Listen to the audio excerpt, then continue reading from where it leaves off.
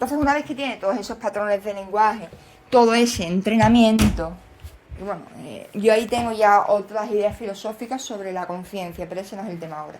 El tema es que cuando la IA tiene ya todo eso, la IA funciona por patrones lógicos. Funciona por software. Para mí, mi cerebro, esto no es algo nuevo, esto es algo que yo ya hablaba con mi padre cuando era chica, o cuando era más joven. Hablaba de la idea de, ¿y si el cerebro es un ordenador? Eso lo cambiaría todo. ¿Vale?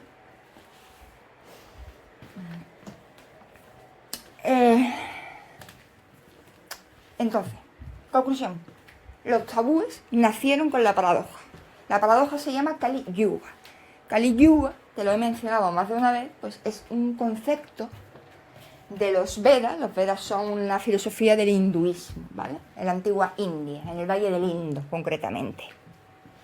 Hay una civilización allí muy desconocida, donde también hay que tener cuidado con las fake news, ¿vale? Y con los desinformadores de la historia. Mohenjo-Daro se llama el yacimiento. M-O-H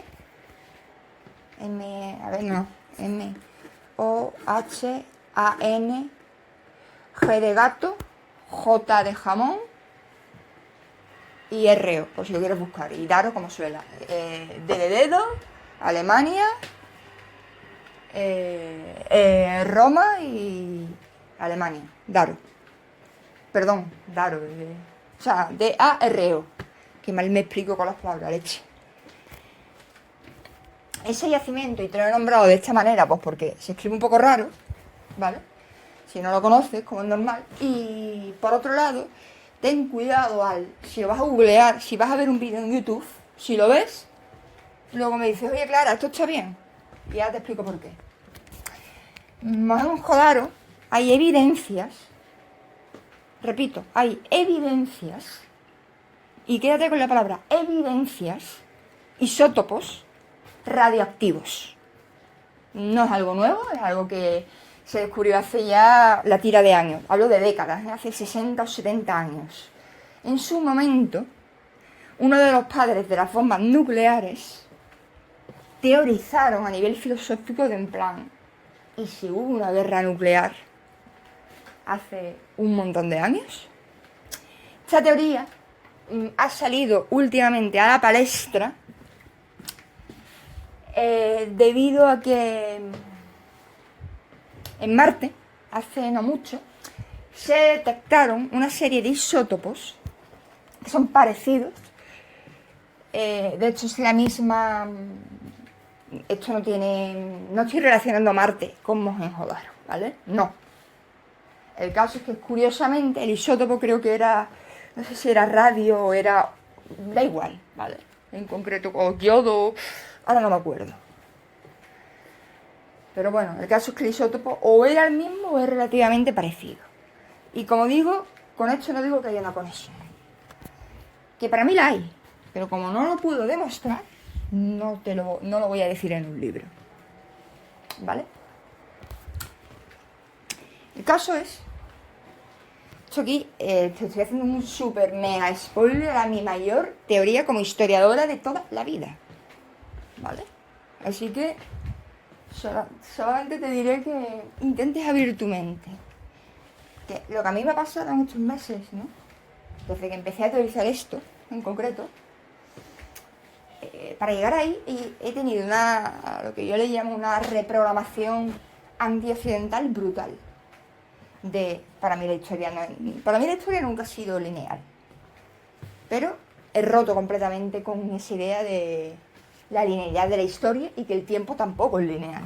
O sea, es que para mí no tiene sentido. No, es algo que nunca la he tenido, ni cuando estudiaba la carrera.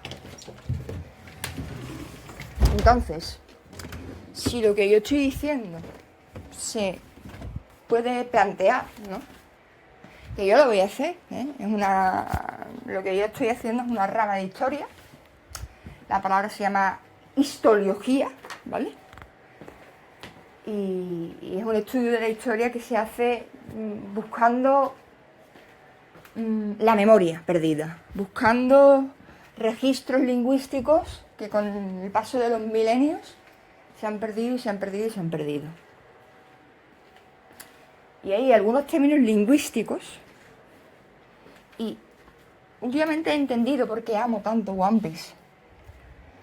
Porque One Piece me ofrece como un mito moderno que se podría ajustar a algunas cosas que, no a cosas que sucedieron en la realidad, ni muchísimo menos, sino a planteamientos que yo me hago.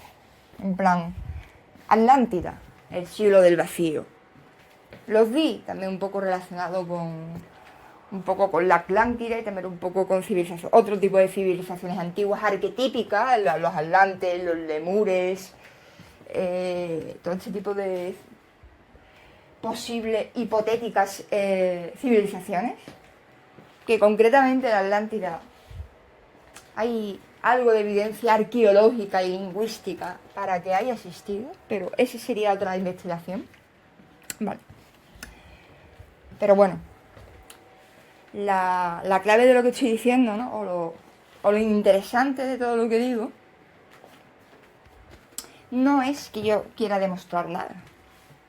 Lo que yo estoy haciendo con esto es decir, mira, creo que la manera de estudiar historia de manera tradicional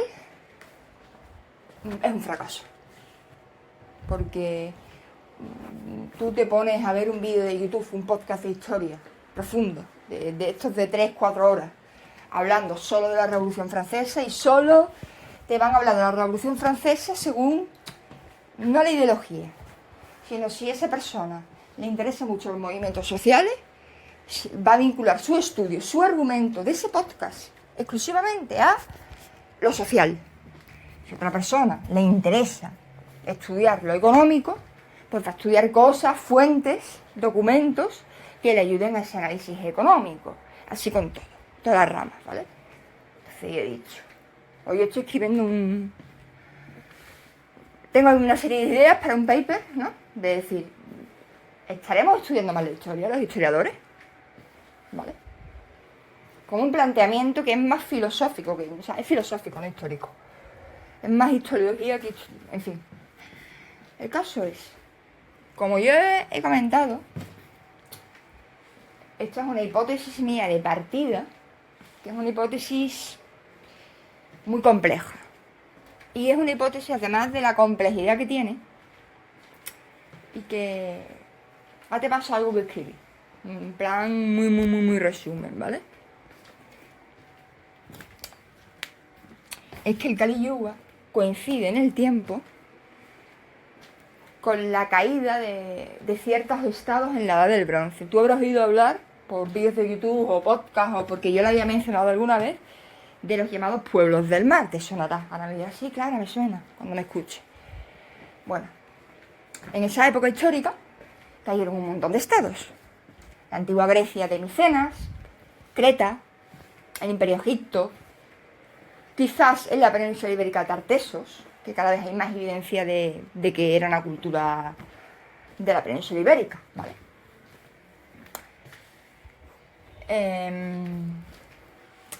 El estado de Ugarit, estados que actualmente están entre Israel y Palestina, que ese sería otro tema. En fin, diferentes estados. El Imperio Hitita. No voy a seguir porque podría hablar de muchos pueblos de la antigüedad que no tienes por qué conocer, ¿vale? Para eso estamos los historiadores.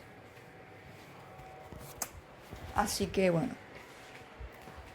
Pero el caso es muy curioso que y el Kali Yuga te dice que ha empezado la edad oscura del ser humano. Que espiritualmente los Vedas entienden, ¿no?, que en el momento que nace la escritura, en el momento que nacen los estados, en el momento que hay civilización, que hay urbanidad, es muy loco. Sería el momento que el ser humano empieza la decadencia. Es como si le presentas una paradoja a un matemático. Se supone que en matemática no puede haber una paradoja, no. Aunque existan algunas. Pero bueno, Se supone que no deberían existir. O es lo que yo estudiaba en filosofía en su momento. Ya cuando esté con el máster de filosofía tendré una mayor base. Pero es que en historia, los historiadores no estudian paradojas en principio. O sea, sí. Si uno se dedica a historia de la ciencia, ¿no? y de divulgación científica y de estudiar avances culturales, técnicos de las culturas humanas, ¿no? Pues es en plan, ¿en qué momento? Perdón, que estoy hilando ahora mal. Como lo que está diciendo de los historiadores de lo que hacen historia de la ciencia, ¿vale? Pues sí, pueden estudiar, pues, una paradoja. Más o menos podría ser posible. Más o menos. Cuando yo he mencionado esto a concreto un amigo mío historiador, se quedó helado. Se quedó en shock, pero no se lo podía creer. Y de hecho, se lo dije hace más de un mes y medio. Y de vez en cuando aún me hace alguna apreciación o algún comentario sobre eso, en el sentido de, hostia, simplemente si tuviera razón en 0,000000000000000,1%, ya estaría aportando a decir, hostia, chavales, gente, quizás estamos estudiando mal la historia y hay que encontrar nuevas metodologías, porque la clave es que seguimos estudiando historia como hace 100 años, con nueva metodología científica, pero exactamente igual, con una metodología que se ha ido un poquillo evolucionando, pero que en el fondo del asunto tenemos técnicas que son súper antiguas de estudio. Y ojo, no estoy diciendo que por que una técnica tenga 70 años sea inválida, ni muchísimo menos, pero además de la técnica siguen con esa mirada de hace 200 años, sobre todo los historiadores de la Academia Europea y estadounidense, occidental. Con el sesgo eurocéntrico, con el sesgo de creernos que la civilización occidental ha sido lo más preciado del mundo y lo más valioso y la civilización más guay del Paraguay.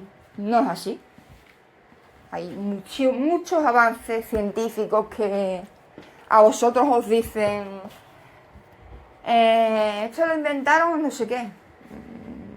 Y yo, no es cierto, esto nació primero en China, o no, esto puede nacer en otro país.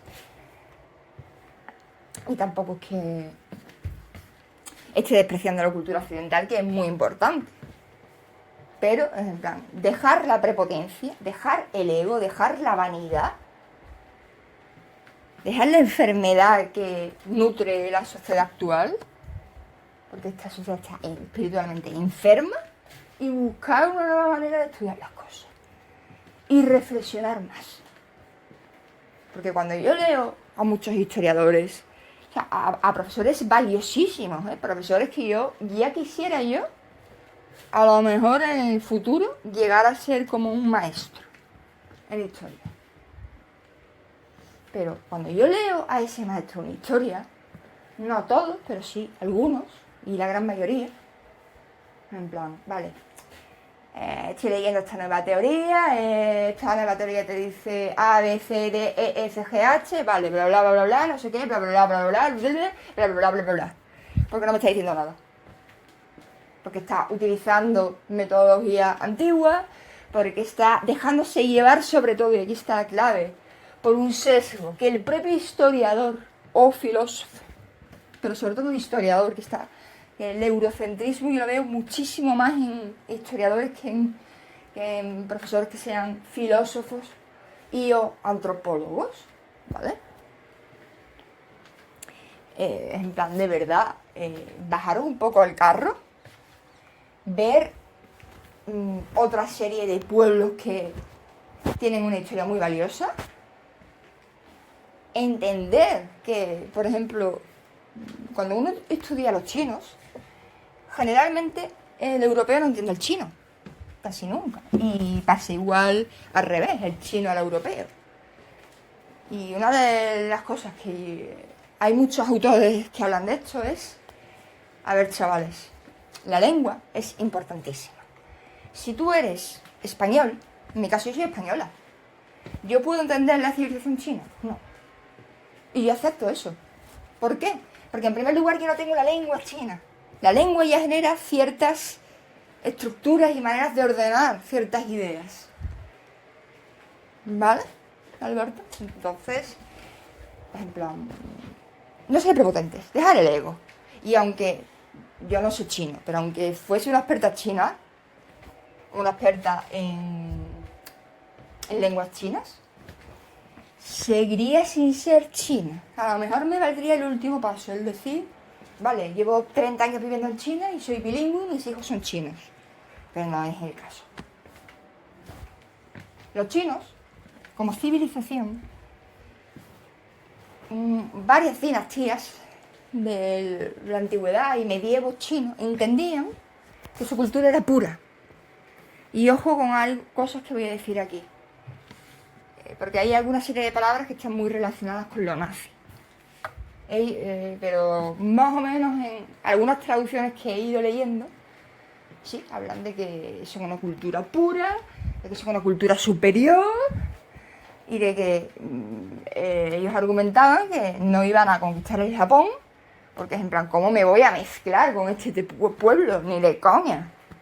Y eso en parte explica que históricamente los chinos hayan evolucionado hacia una forma de incluso entender la guerra diferente a Occidente. Totalmente diferente. Y yo, cuando leo cosas de Taiwán, sin ser experta, digo, políticos, humanistas, expertos en civilización china, filósofos, historiadores, antropólogos, ustedes han entendido que Taiwán ha sido y seguirá siendo parte de China. Incluso aunque los propios taiwaneses actuales te digan que no. Falso. Es un hecho cultural el argumento que acabo de decir. Es como decir que Euskadi no es España. Es llevándolo al extremo, ¿vale? Porque Cataluña no es España. Es un hecho cultural que Euskadi, por mucho que les pueda molestar al nacionalismo, forma parte de España. Es un hecho que Andalucía forma parte de España. Lo mismo. Y por favor, ahora no me vais a decir, ¿te has vuelto comunista o marxista? No. El marxismo me ofrecería un marco de análisis muy limitado para mí. Pero sí que entiendo esa diferencia. Cuando yo digo es así y será, significa que China ya ha conquistado Taiwán. Culturalmente está conquistada, económicamente está conquistada. Y si a día de hoy jurídicamente Taiwán no es China, es por una serie de cuestiones, algunas que podrían llegar a ocasionar, quizás, problemas militares entre las dos potencias o tres potencias del mundo. ¿Vale? Ya sabes de qué hablo ahí.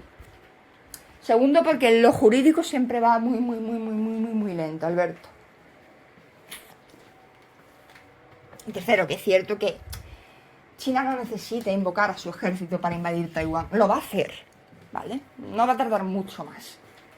Dentro de unos meses, cuando tenga una serie de cosas estudiadas, te intentaré más o menos hablar de fechas de posible invasión china a Taiwán. Y basándome en un método que se llama la criodinámica, que es una manera de intentar predecir una serie de cambios. Y utiliza mucho, en fin, utiliza mucho Big Data, ¿vale? Se basa un poco en matemática y es algo compleja. Pero no es... En fin, es un poquillo complejo, pero esa teoría o ese tipo de técnica, esa es muy nueva y muy interesante a mi modo de ver, porque es que está utilizando método matemático para análisis histórico. y el autor ya demostró que funciona. Y había otro autor, ¿no? Un poco vinculado a la filodinámica, que es el que ha acertado el presidente de Estados Unidos durante 30 o 35 o 40 años. Así que bueno, dentro de un tiempo te iré diciendo avances en mi investigación. Pero por ahora, a ver si cortan un poco el eurocentrismo.